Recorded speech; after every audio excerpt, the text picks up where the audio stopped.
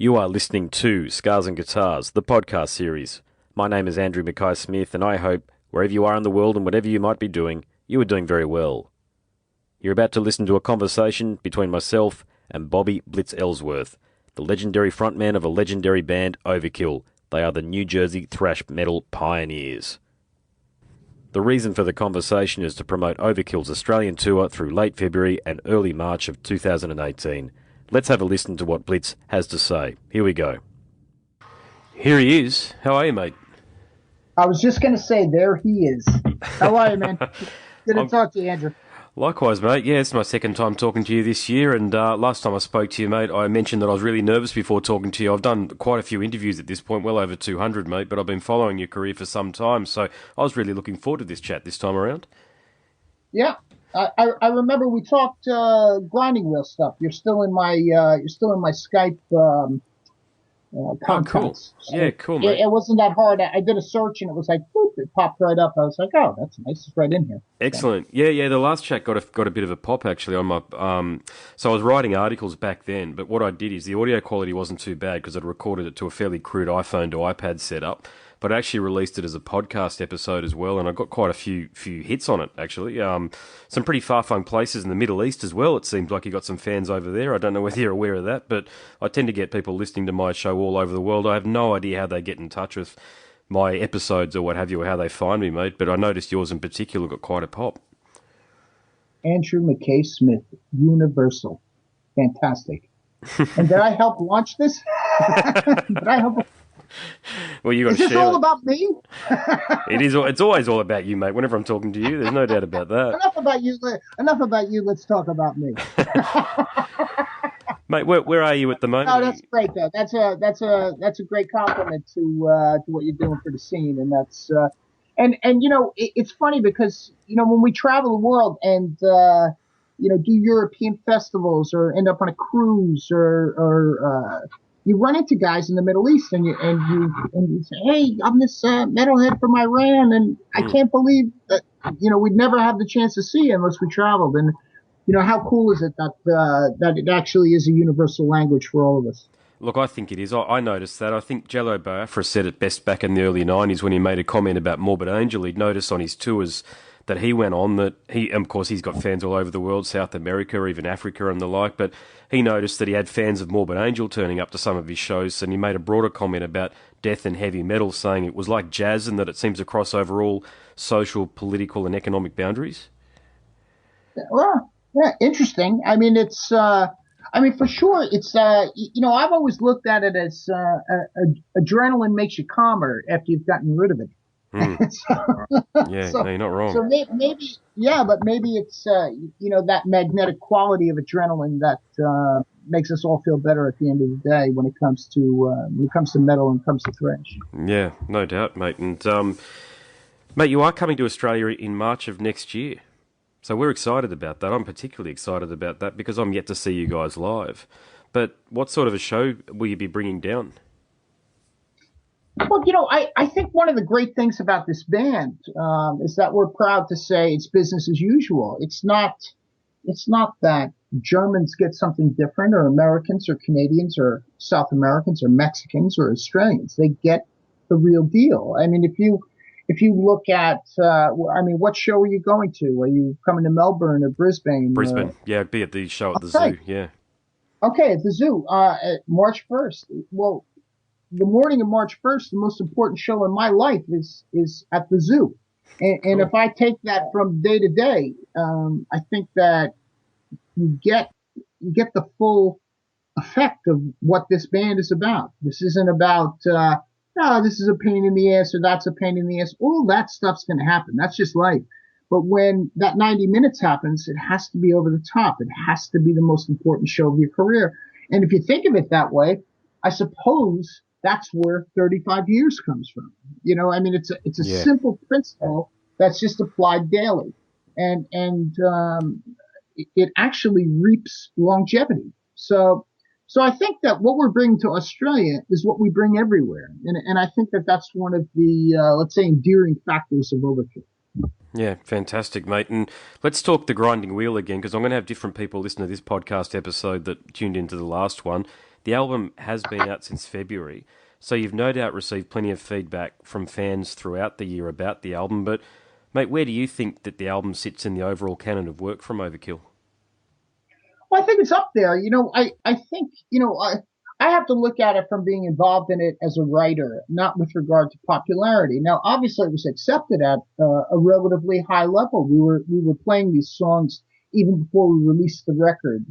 We're not going to pussy out and be, a tribute band to ourselves and do only what MTV played on videos or what Nuclear Blast releases on videos. We're playing the new songs because, it gets our bone up. I mean, that's what it's about. That's why you're in a band.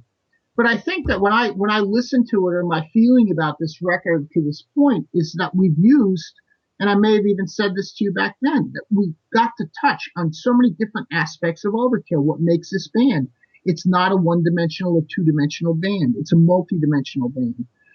That if we can fuck around with that punk rock feeling and turn it into a thrash song and come over the top with a little Sabbath up your ass and a punch right in the nose with something that feels like hardcore, and then rock and roll you on the way out, to me, that becomes successful or a great accomplishment with regard to where the record sits in the catalog. So I'd put it up in the top echelon. It's always hard to say number one, but let's just say for sure, after how many have we done? 300 records. It's up there. I think last time I checked, you were up to 40 releases or something, like 40 official releases. It's huge. It's in the top 10% of the 300. Yeah. I've got to thank you too. I actually purchased the album on cassette through the Nuclear Blast website, and I've gotten into cassettes recently because they're just old school. But my young daughters, I've got a daughter who's 4.5 and a daughter who's almost 3. And I get them to put the tapes into the cassette player and press play. And, of course, one of the most played ones that we've got is the grinding wheel. So the kids go and do their little slam dance around the living room to it, mate. So listening to Overkill in my household is definitely a family affair. Is there a favorite tune from either of the daughters? No, not really. They're still sort of figuring it out. Actually, I think, what's the first song on the second side? What would that make, that one? I'm going to have to Google it now. Second side. That would be Come Heavy. Maybe Come Heavy. I'll tell you in 2 seconds. Hang on a second. I've got my trusty Google open here. Let me find it. Because the thing is about listening to tapes is you're obviously not looking at it, so you're not actually aware of what the names of the songs are. I've noticed that about getting back into buying tapes is that you get to listen to the album as a unit rather than just as individual songs. And that's where I think this album really shines for you guys, as an overall unit rather than just a collection of songs that have been put together. But nobody could ever have accused Overkill of being the band that did that. You guys always created unified bodies of work that seem to have a good flow. Well, that's the key to success, and I've said it in interviews in the past, is that to have a record that feels cohesive, that you don't want to necessarily pop from song to song and skip over what would be filler. If you have a cohesive record, each song depends on the next and the one prior to it. That if you can show the key is to show all those elements, but to still keep somebody's interest to say, what's next? What's next? What's next? And even when you know what's next, you say, I know what's next. That's interesting too. Yeah. So I this is probably why I think this record has got that, that full feel for me, or that cohesive feel. But, I also think one of the things about this music is purity. And I may have said it in the past to you, but there's a pure approach to this. It's people doing it because they want to do it. And I think jazz aficionados will find purity in jazz. I think certain rock and roll aficionados find it in rock and roll, and certain metalheads find it. I mean, you never find purity in pop. It happens to be the flavor of the day. Yeah. But the cool thing is that it transcends generations. That you have a 3 and a 4-year-old banging their heads around. And I always remember this. I was walking across a field in Germany. It was totally muddy. It was a festival field. I had motorcycle boots on and mud up to my knees. And we had just finished playing, and I was going to check out this new line of merchandise we were doing. We're doing these like cowboy shirts, and I love the fucking things because I said, Didi and I always look at each other and goes, would Lemmy wear that? And we both shook our heads and said, yes, he would. Of course he would. So I'm walking over to check this out, and my wife is Dutch, and I had to learn Dutch to speak to my mother-in-law. And she learned English, I learned Dutch, so it was a good trade-off. And this little girl comes running across the field, and I could see there was parents and adults behind her. And she comes running across, and she couldn't have been more than eight years old or so. And she says in perfect Dutch, "You're my favorite singer. Jij bent mijn favoriete zanger." And I now I can talk to her in Dutch, and now I'm like, she's on top of the world because I know her language and, the whole thing. Yeah, cool. And the family wants pictures with me. So I got the granddaughter, I got the grandpa, I got mom and dad, and then there's another, daughter or son there, I forget. But I'm saying, how fucking great is this that it actually can transcend, 3 generations of one particular family to actually get a kick out of it. And I think that's where its value is in its purity.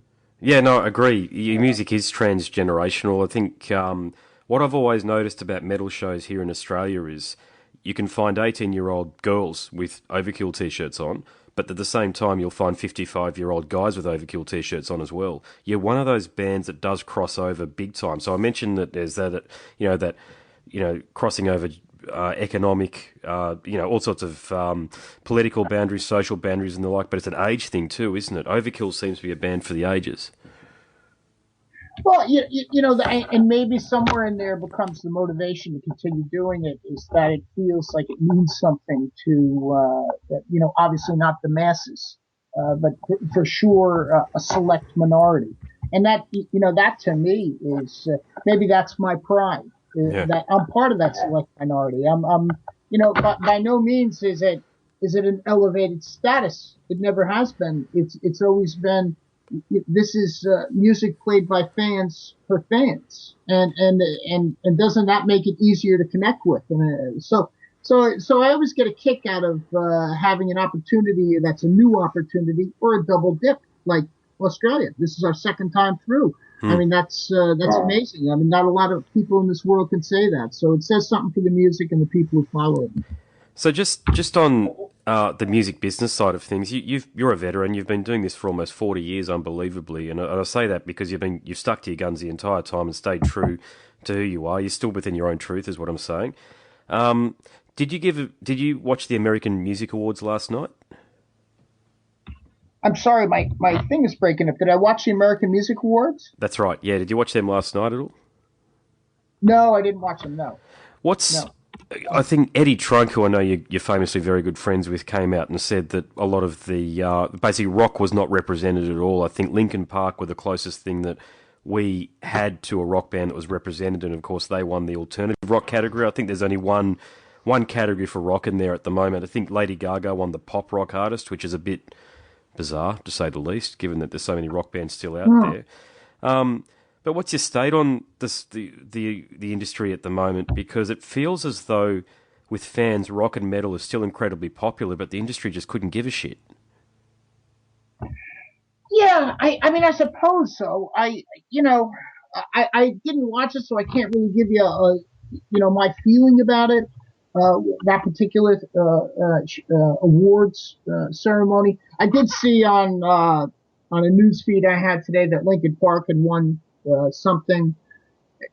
I don't know. I always think that maybe we're more valuable to the people who love us because we're not considered. You know what I mean? It's kind of like a good secret. But I do think that for sure, rock and roll is a driving force of everything behind everything that succeeds. I mean, for sure it is, whether it be Linkin Park or Lady Gaga, it's the rock and roll that helps it survive. It's the beat, so I suppose it's represented it, in the awards, but, I've never concerned myself with such things. It's like chart numbers. It never really matters. It's how many miles you have left in the tank. That's a lot more important. How many shows can we do this year? This is not about being part of the greater picture. This is about cutting a niche out somewhere else. And, if it's accepted by the greater picture, listen, I'm not allergic to American greenbacks here. I mean, I'll take the pay. Yeah, but, sure. I mean, I run guns and prostitution on the side just so I can do this. Of course you do. but the point is, at least I'm an entrepreneur. Smart bloke, mate. You've diversified the music business and organised crime. It's not a bad way to look at things. I'm sure you're taking a cue from Sinatra there, mate. Well done. Hey, listen, I'm in New Jersey. There's a great thing that comes around every now and then. It says all the great people who live in New Jersey, and it's this huge list. It's Sinatra's in there, and Bon Jovi, and blah blah blah, Richie Sambora, Edison, and all those. And every time I get it, I just add my name and Dee Dee's name, but I don't put them next to each other. I just put them through, and then I forward it on. Oh, you deserve to be there, mate. One of the longest-running metal bands in the world, mate. Why not? Influencing countless bands and inspiring countless people. Why not? You'd be on my list of famous New Jersey people, actually. So, hey, I've got one more question, then I better wrap things up. Have you got another interview after me? Do you know? No, this is it. So okay, take cool. your time. Excellent. Okay, so look, this is a bit left field, this question here, mate, but I had prepared this one for you because in my view you're as good a person to ask this as any. Of course, you're in the entertainment business and, you might be in the music business, but the entertainment business also includes film and whatever else, Broadway. Do the accusations against Weinstein, Louis C.K., Russell Simmons and Brett Ratner and God knows countless others at this point in time, including Sylvester Stallone, do they surprise you? Oh, geez. I mean, that whole thing doesn't. Could you imagine me being harassed? About as likely as me getting harassed. For Christ's sake, I'd be welcoming it. It's pretty out there, though, isn't it? That it's been going on for so long and it's been so common, and it's only just now that people have been confident to come forward. And I know that Kesha, the pop singer Kesha, came out and said Dr. Luke, her producer, was harassing her and molesting her or whatever else, or allegedly molesting her or whatever else was going on. But mate, have you had any exposure to any of this shit going on in the music business, or is it just not something that happens in metal in your experience? I always remember this many years through that if I ever run into somebody that I don't remember of the opposite sex, and I get grilled with regard to time, date, happenstance, amount of drinks, for instance, and I smile and say, "Was I a gentleman?" That's my, and I've always gotten the yes from where I stand, and so I suppose it's just the person. I really think that I think one of the things that power brings is decadence to some degree, and maybe it's good that I don't have power because I care a little bit more about those around me as opposed to what I could have for my own degenerate thirst, you might say. So I've never been exposed to it, and if I was, like I said, I never thought of it as such. I only welcomed it if I was that person, but and I've never committed it. But I do think that in the modern era, one of the things that we have is a coming out of all. And what I mean by that is that because of social media, there's the right of validity by having it. You're valid if you say such things.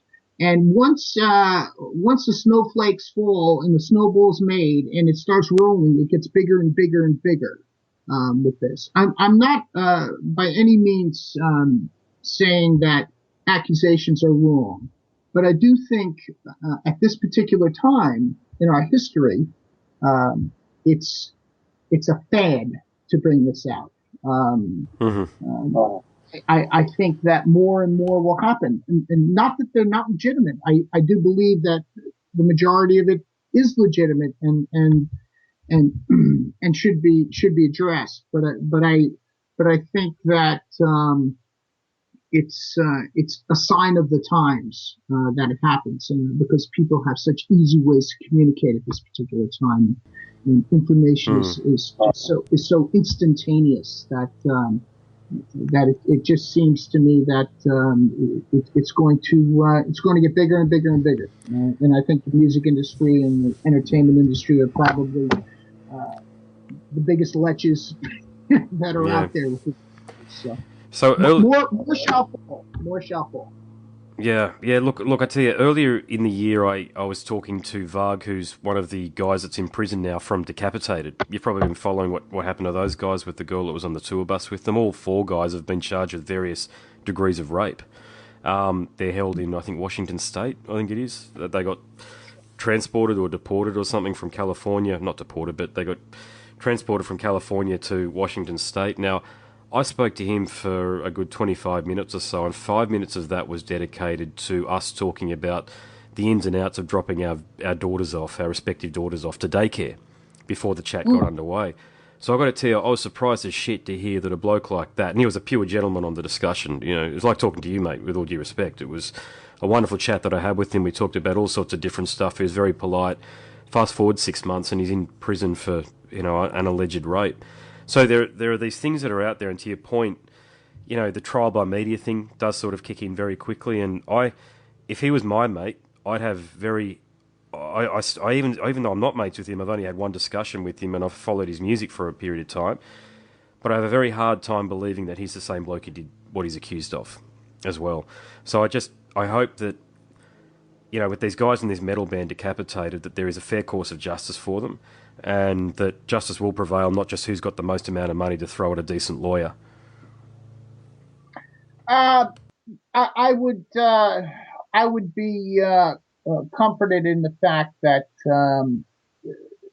the American justice system is a system, and in many cases it works. I'm not saying I'm not leaning in one way or the other, but it will be looked at very stringently, through this process. So, and I'm aware of it, and I would never give an opinion, and I would never be so brash as to discount someone who was an accuser, because I think that that's, of course, a person's right to do such. That's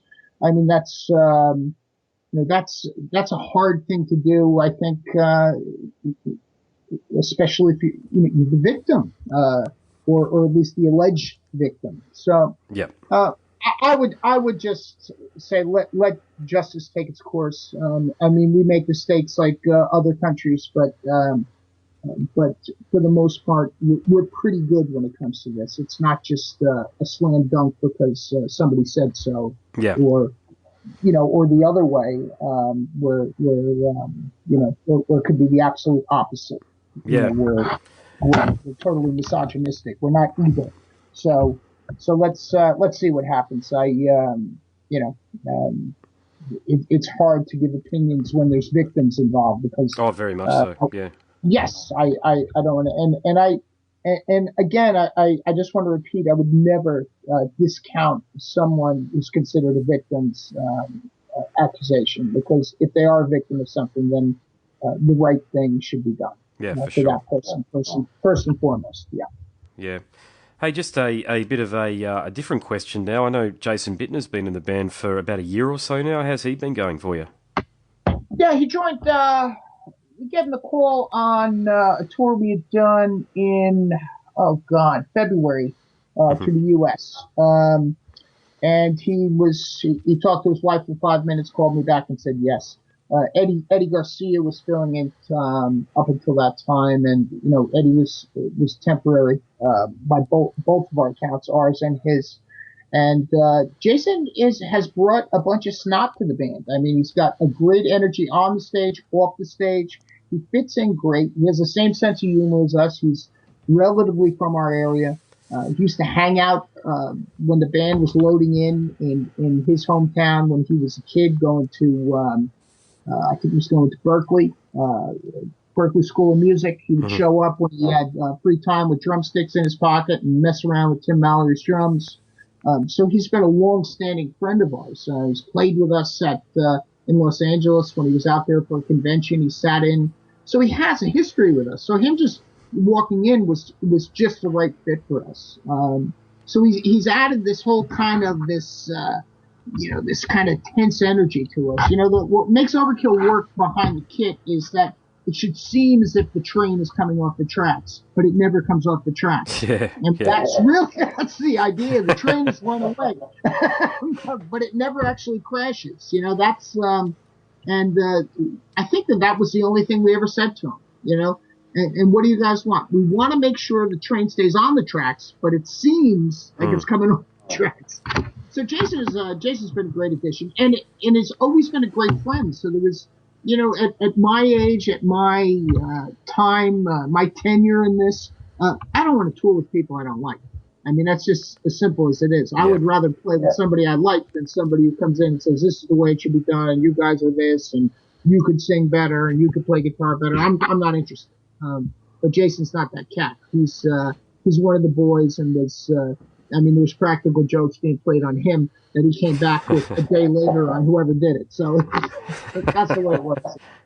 Yeah, those Shadows Fall guys, I think all of them have gone on individually to do pretty extraordinary things, actually. I just reviewed the album from Act of Defiance, which has Glenn Drover and Chris Broderick, who used to be in Megadeth. Yep. Yeah, that's a heck of an album, actually. And who's the bass players on that? Shadows Fall's bass player. Yeah, spot on. Yeah, he's playing... yeah, that's right. Oh, he's the Shadows Fall's guitarist, I think, who switched to playing bass in the band. Okay. But yeah, it's a heck of an album, and to be honest, they were a band I didn't really... I'm not going to say I didn't rate them, but I hadn't given them any time. But when I sat down to review the album, I ended up getting into them. But yeah, no, as I say, the Shadows Fall alumni doing good things for the metal scene. Yeah, and who knows what happens with them in the future. I mean, they may get back together someday, who knows. And we're just happy to have Jason with us. He's, it's always great to have new energy come in.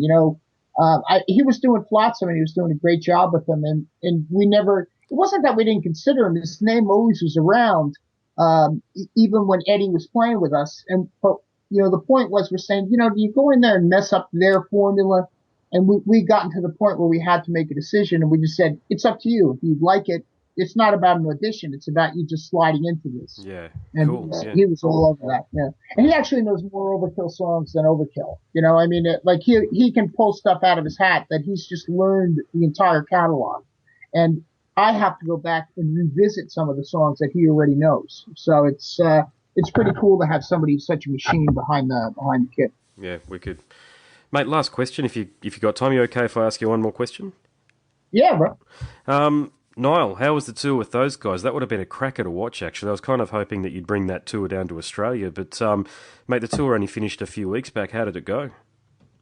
Yeah, I mean, nice people, real aficionados at everything they do. I mean, they're such a technical type of a death band, and those really weird scales that they use throughout all of it. And when they all get into, an entire, where the whole band is like moving like a machine, it's like watching an orchestra happening with four dudes. I mean, it's really, really unique. But I thought it was kind of cool because, we had done Nile, we had done Crowbar, and we wanted to add some difference to it. We didn't want to play to the converted. We wanted to bring some death metal guys in. We wanted to bring some of the Crowbar guys in when we toured with them.